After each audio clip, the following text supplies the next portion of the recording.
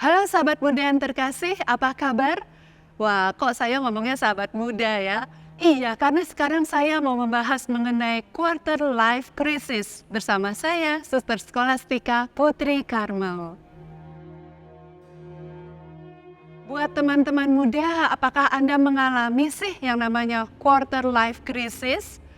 Mungkin Anda merasa, aduh cemas dengan masa depan, atau ada target tapi kok nggak nyampe-nyampe gitu. Kayaknya kita sudah memasang segala strategi dan membuat planning-planning yang bagus. Atau kalau misalnya kita merasa, orang lain kok lebih hebat ya, kok orang lain bisa begini, aku enggak ya. Kita jadi mulai membanding-bandingkan, mulai ada rasa insecure, entah masalah fisik kita, entah masalah prestasi kita, entah masalah akademik atau pekerjaan.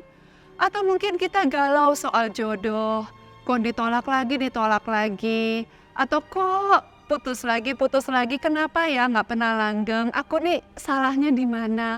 Atau banyak hal-hal lain, misalnya mau ambil keputusan, tapi kok ragu-ragu terus, atau nggak pernah bisa berani ambil risiko. Nah, buat sobat muda atau sobat-sobat tua yang punya anak muda, begitu ya, ya nggak usah susah hati. Nggak usah susah hatinya kenapa? Karena itu memang wajar kok. Itu dialami oleh banyak orang di usia-usia quarter life. Tapi ada satu jawaban yang menjadi kabar gembira buat kita semua. Yesus adalah jawaban. Maksudnya bagaimana? Santo Agustinus pernah berkata, manusia diciptakan hanya untuk Allah. Artinya apa? Manusia itu tidak akan bahagia kalau dia tidak bertemu dengan Allah. Saya kasih contoh nih, misalnya ada sepasang sepatu.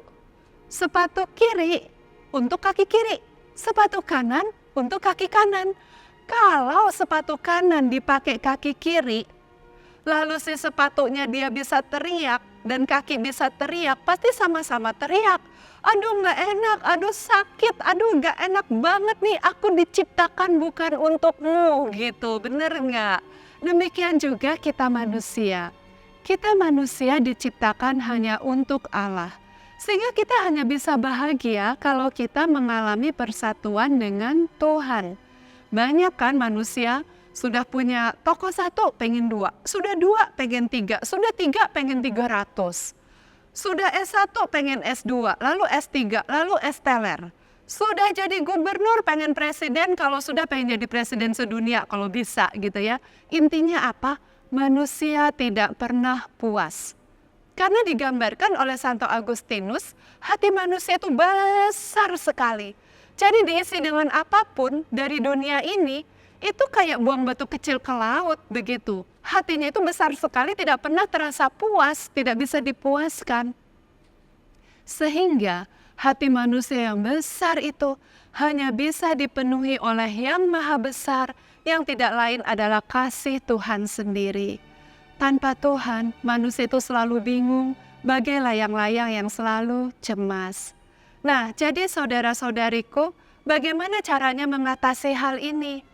Kalau kita mengalami segala krisis-krisis di usia quarter life ini, kita cemas, kita insecure, kita merasa galau dan sebagainya. Marilah duduk dengan tenang, lalu sadari Tuhan hadir. Percaya Tuhan mencintai kita. Kita alami kasih Tuhan, kita rasakan Tuhan mengasihi kita. Kita biarkan hati kita dipenuhi oleh kasih Tuhan. Sehingga pada saat itu kita bisa sampai pada satu momen, walaupun aku kehilangan segala-galanya, asal tidak kehilangan Tuhan tidak apa-apa. Teman-teman muda sadar nggak sih, kedamaian kita, kebahagiaan kita seringkali dipermainkan oleh dunia. Lagi banyak duit, kita happy. Nggak ada duit, broke, sedih. Lagi banyak teman, kita senang. Ditinggalin teman-teman, down lagi. Waktu nilai-nilai kita bagus, wah sedang banget. Begitu nilai-nilai kita hancur, down lagi. Kok hidup kayak balon ya? Ketika banyak prestasi, banyak pujian, wah kita menggembung layang-layang. Ditusuk dikit langsung kempes, wah langsung jatuh. Nah karena itu, mari kita datang kepada Tuhan. Karena Tuhan berkata, damai yang diberikan tidak sama dengan damai yang diberikan dunia ini. Damai Tuhan itu ada bagi kita selama-lamanya. Jadi cara yang pertama, yang mutlak, carilah dahulu kerajaan Allah. Alami kasih Tuhan, datang kepada Tuhan. Lalu cara yang kedua, sesudah itu kita renungkan, apa sih kelebihan saya? Apa sih kekurangan saya? Dari situ kita bisa bersyukur atas setiap kelebihan. Dan kemudian dari situ kita bisa melihat, oke, aku nggak mencapai target, kenapa ya? Mungkin karena targetku tidak sesuai dengan kelebihan yang aku miliki. Aku nih mau capai target ini ternyata karena pengen kayak temen aja gitu kan. Nah, kemudian kita lihat kekurangan kita apa sih? Oke, dengan kekurangan kita yang seperti ini, berarti kita cocoknya itu menjadi orang yang bekerjanya seperti ini, misalnya gitu. Misalnya aja, kekurangan kita nggak bisa masak gitu. Ya jangan pengen jadi koki dong gitu kan. Ya udah kalau nggak bisa masak, jadi pegawai bank juga boleh gitu kan. Artinya kita lihat kelebihan dan kekurangan kita lalu kita nggak usah ngoyo. Nah, lalu yang ketiga, dari situ kita mencoba untuk mengenali apa kehendak Tuhan dalam hidup kita. Percayalah bahwa Tuhan itu ingin kita semua bahagia kok. Jadi sebetulnya bagaimana kita mengenali kehendak Tuhan bagi kita? Kita lihat apa sih kelebihan kita, apa kekurangan kita, jalan hidup apa yang Tuhan sediakan, maka disitulah Tuhan memanggil kita. Misalnya, kita nggak memiliki talenta suara yang bagus, yang nggak usah mimpi jadi penyanyi dong, gitu misalnya. Tapi Tuhan pasti punya rencana yang lebih baik buat kita. Intinya kita percaya bahwa Tuhan itu ingin bahagia. Jadi misalnya saat ini nih, kita lihat, oh kelebihan saya ini nih.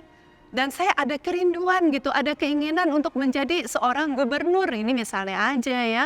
Dan ternyata saya punya kelebihan, saya ada jiwa kepemimpinan, kalau saya ngomong-ngomong teman-teman itu dengar. Terus kok kayaknya saya tuh ada pikiran selalu pingin supaya orang lain lebih baik, begitu ya, masyarakat lebih sejahtera.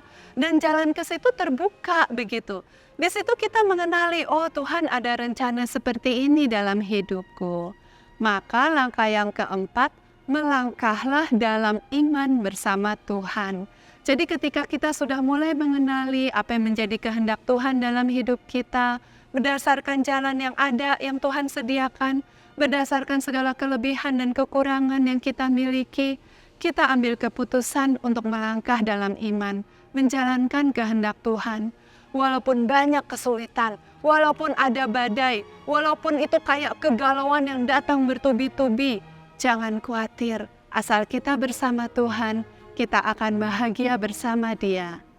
Dan quarter life crisis, bye-bye.